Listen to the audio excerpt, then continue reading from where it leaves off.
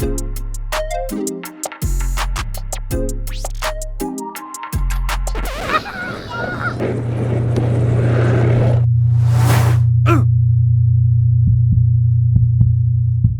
my name is Sarah.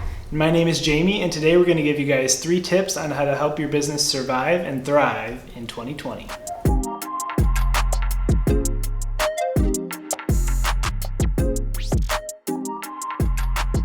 So Sarah and I started our first business together back in 2013. We started a wedding photography business, which at the time was pretty saturated with other people who wanted to do the same type of work. We needed to make sure we stood out, and so by doing the 3 things we're going to share in this video, within 2 years we were able to rise to the top of our industry, break that 6-figure income mark, and really just thrive. Yeah, so tip number 1 is all about how you make people feel. So we learned really quickly when meeting with clients that they wanted to feel valued and respected and just overall seen. One way we did that is just by getting to know them personally. So we would ask them a lot of questions about them. We would use their names. We would just overall be really interested in them. And I think that in turn that just made people feel really cared about and really valued.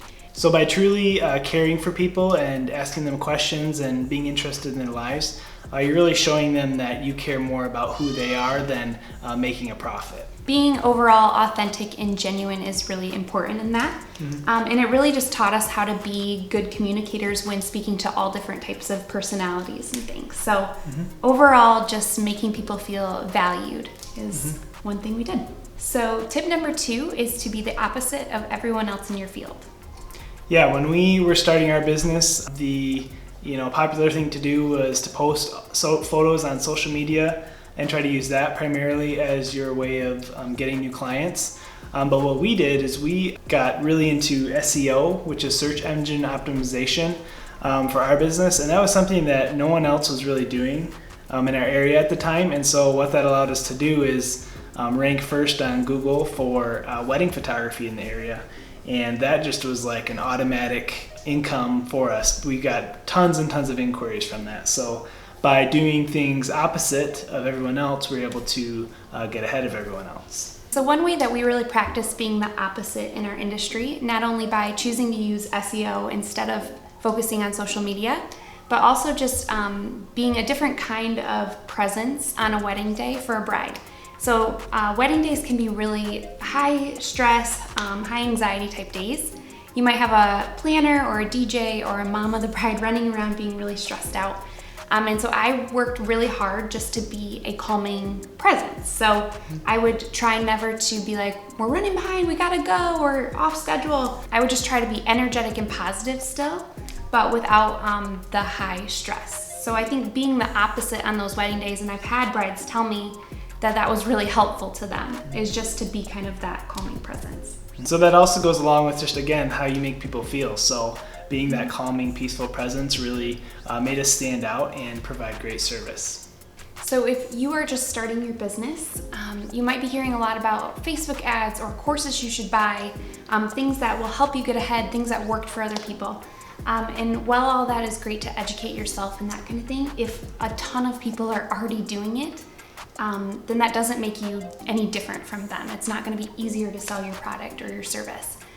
So overall, just being different than other people, choosing to go a different route, even though there might be something that's more popular and more trendy. So kind of just to continue on Sarah's point, when it comes to advertising on social media, a lot of companies think that they'll just put out any ad and it'll do well and get them traction to their company. But really right now with social media, the way things are and all the negativity on there, we believe that it's really just becoming more white noise when you put an advertisement on social media. So really think twice about doing that with your business, and maybe think of a way that you can show people that you care about them through an ad, or just come up with maybe a more thoughtful, different type of advertising than traditionally used. So tip number 3 is to have a plan. And Jamie and I are both very not type A people. We don't like planning things. We kind of like being spur of the moment. But when it comes to having a successful business, you cannot just spend $10,000 in equipment or advertising and expect clients to come running. You have to have some sort of a plan. So for us, as far as our plan, is that we wanted to stand out from the very beginning. And so one of the ways we did that was through having a high-end website. A lot of people were doing kind of just like free or cheap websites at the time, but we really wanted ours to feel high-end so that we could get those high-end clients that we wanted. And then we also wanted to stand out with our photography. So what we did is we flew out to Phoenix, Arizona, and did a couple different shoots around Phoenix and California, so that we could have those photos that are deserty and mountainous and kind of look different than you would see around Michigan where we live. So while everyone else had nice photos with trees and greenery and things like that, ours really stood out because they looked kind of deserty and retro. So those two things really, I think, made our business stand out and helped us rise to the top quite a bit faster. So you need to figure out how you're going to get clients, but also who your ideal client is. So for us, we decided that we wanted brides who were adventurous and fun and kind people. So that's really what we kind of built our website around, is kind of showing those type of images of being out and about in nature and that kind of thing.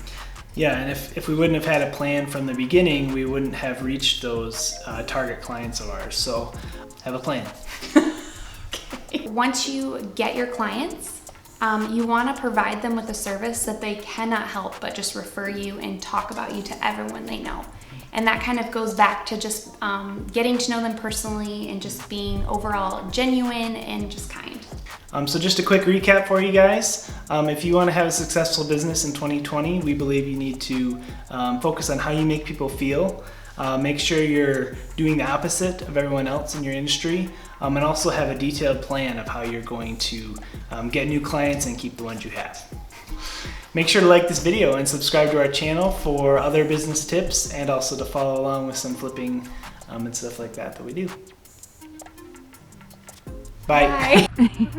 Ruby, good job. Yay! Bye.